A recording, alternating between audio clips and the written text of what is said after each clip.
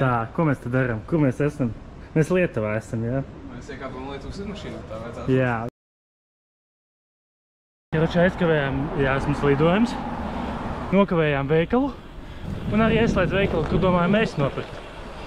Un tagad mēs steidzamies uz kempingu, kurum arī mums vajadzēja būt pirms stundas jau. Kaut kā tā izskatās daba.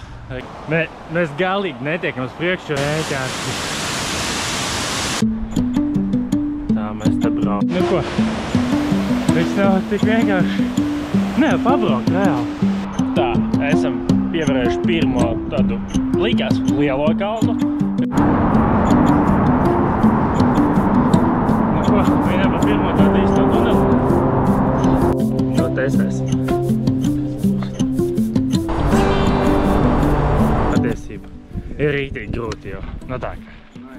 Viegli nav. Ja Armands saka, ka nav viegli, tad ticam man arī vēl grūtāk. Tā ka mēs esam uz prāmju. Regar Gustavs. Hello, my friends. Un tad vienkārši šis pārādās. Vienkārši.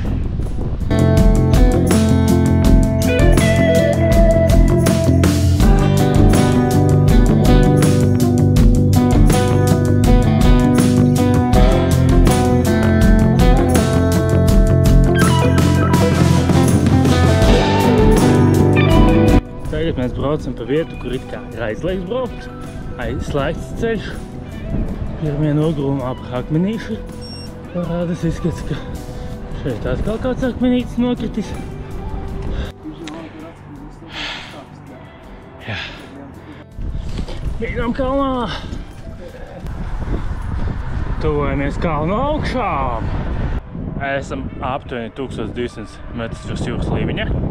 Bija fake news. Te nav 1200 metru, te ir 700 metri. Un vēl 25 km jāmin kalnā.